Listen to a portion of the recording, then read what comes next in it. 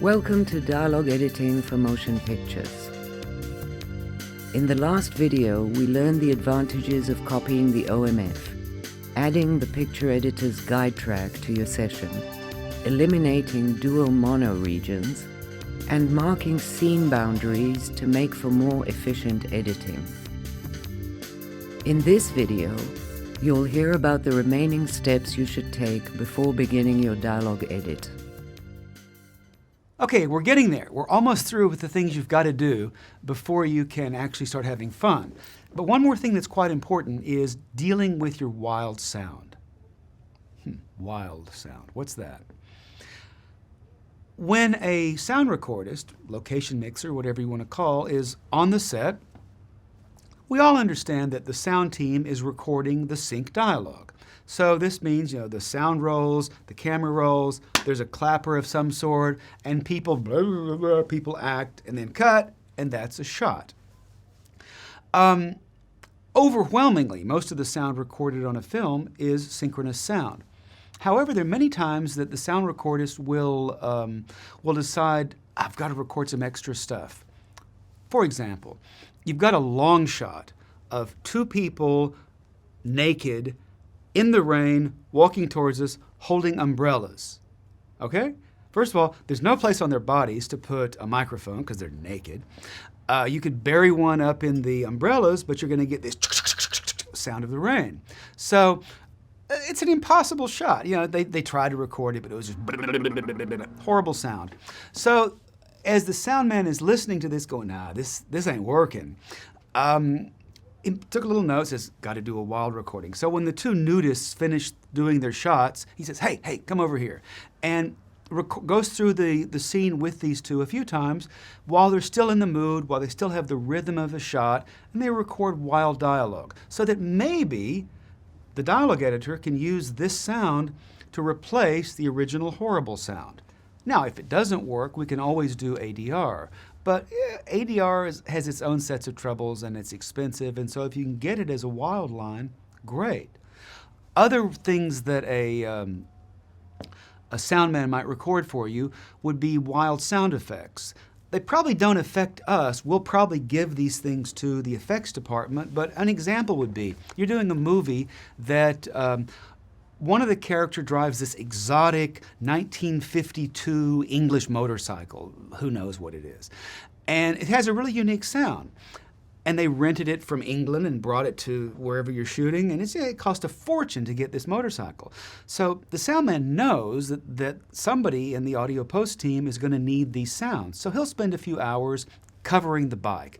Bike in, bike out, riding on bike start, clutch, the whole shebang.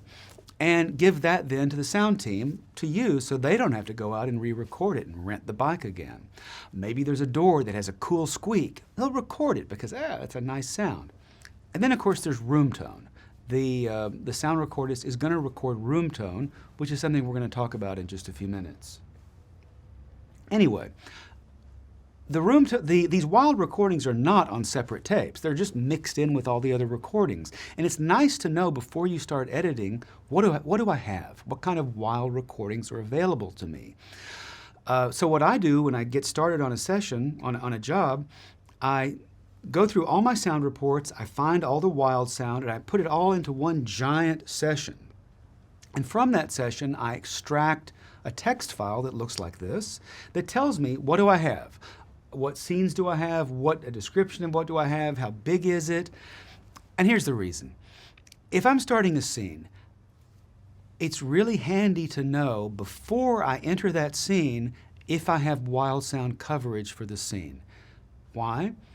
Because if wild sound was recorded for the scene, it means there's probably some sort of weird trouble that I need to be aware of so I can kind of figure out what's going on in the scene.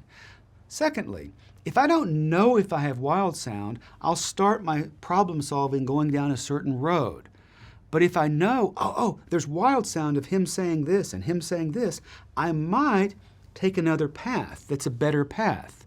So what I do is I make a printout of this thing and I put it right next to my monitor so that before I start a scene, I just check, does this scene have wild sound? If it doesn't, I'll just work normally. But if it does have wild sound, before I start the scene, I'll actually listen to the wild sound, and maybe it will influence the editing path that I take.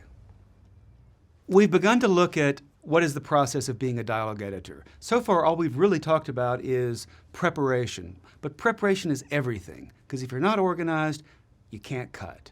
If you're not organized, your editing is spent not flowing and happening and grooving, but it's spent, oh my God, I forgot this, oh, I forgot this, and you can't work. So you've got to be organized. Now, next week, we're actually going to start doing something that's much more fun. We're going to start editing, but first, next time, we're going to begin talking about that magic, cryptic, nobody understands it, holy grail of dialogue editing, which is room tone. And by the end of next lesson, you will absolutely understand what is room tone.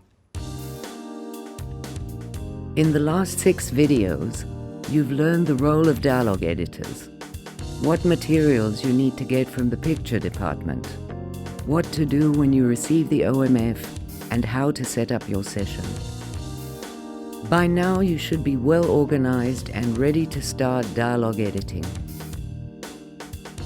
Future videos will take you step by step through the editing process.